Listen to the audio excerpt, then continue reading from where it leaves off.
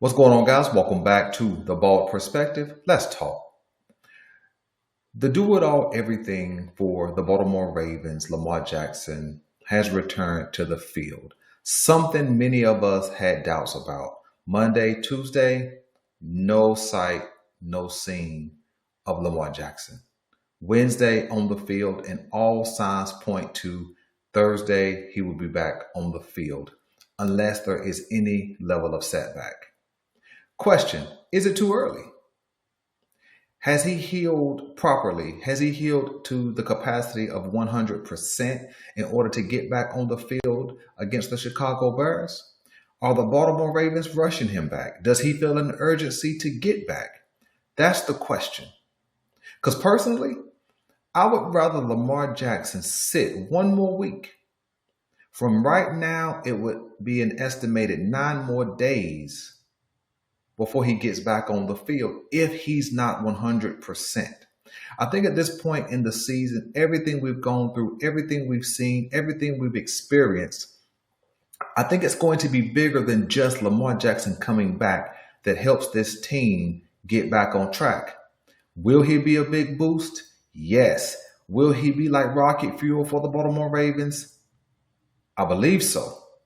But at the same time, it would be devastating for him to come back, tweak that hamstring again, or overcompensate for the hamstring and do something to the other leg, right? And so my question to you guys is, should Lamar Jackson wait until he's 100%? Or does his return to practice mean he's 100%? And another question for you guys. Have you guys heard any moves made on that offensive line? I know the offensive line went into the bye week as a question mark. I know we heard some rumblings that there would be some addition by subtraction possibly to that offensive line. I know that there was some rumors that Daniel Falele was out and somebody else would be in, whether that's Ben Cleveland, Corey Bullock, or someone else. But all we've heard that I know of is that Emory Jones has now been activated or elevated to the roster. Well, we don't believe he's going to start, right?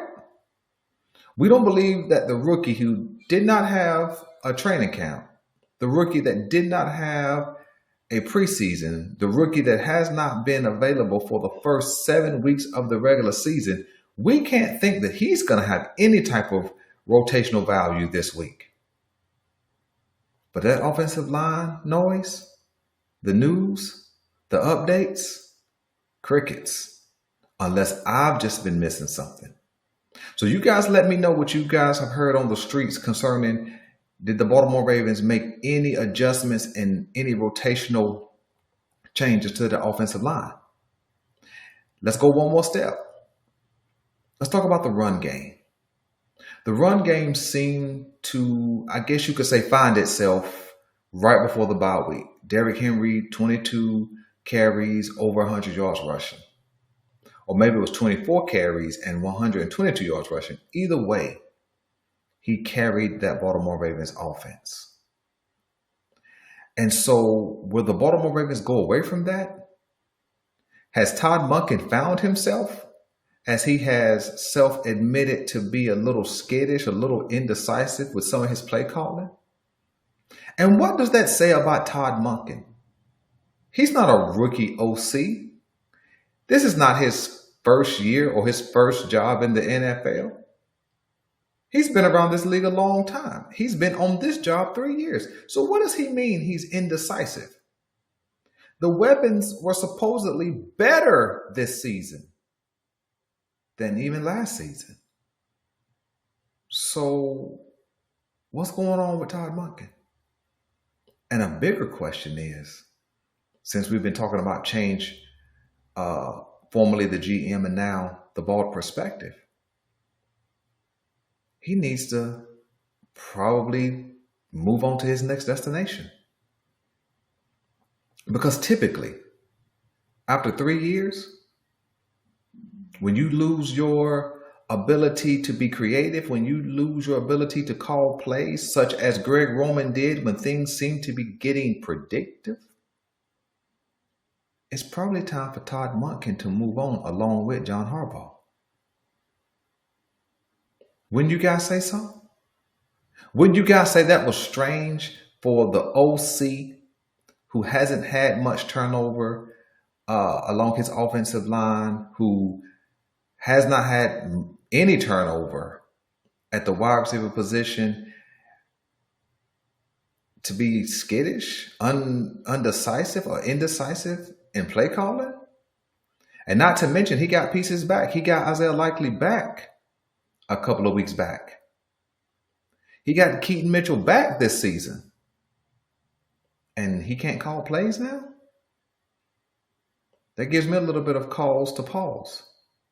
Or maybe this is just a sign and symptom of this Baltimore Ravens organization. It's kind of like a volcano, right? When you see the lava and the ash spewing from a volcano, it's almost too late to run at that point. See, because a volcano begins to rumble and make noise many, many weeks, sometimes months before an eruption. And maybe that's what's happening in Baltimore. Maybe we can no longer hide behind mystique. Maybe we can no longer hide behind history. Maybe we can no longer hide behind the Ravens way. Maybe all of those rumblings that we've been hearing, because even as I'm thinking about what I'm talking about, all the major news has come out this week. You know, we had the article that came out earlier this week that John Harbaugh had snatched the entertainment out of the locker room. Then it came out that no, John Harbaugh didn't do it, that the players did it. When have we heard this much controversy this late in a season? In fact, we rarely ever heard controversy when it comes to the Baltimore Ravens. They try to keep things buttoned up. And so maybe all of the rumblings that we've been hearing over the course of some years, maybe the rumblings we've been hearing over the course of this season, maybe it's kind of like the volcano. Maybe we're hearing all of these rumblings because there's going to be an upheaval in Baltimore. And maybe it's time. But when we come all the way back to Sunday,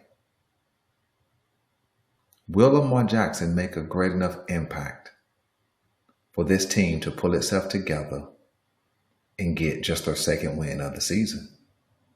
Your guess is as good as mine. We'll talk more. If you've been here this long and you like what we're doing here, hit the like button, hit subscribe, and until next time, I'm Miguel Belanger, and I'm out.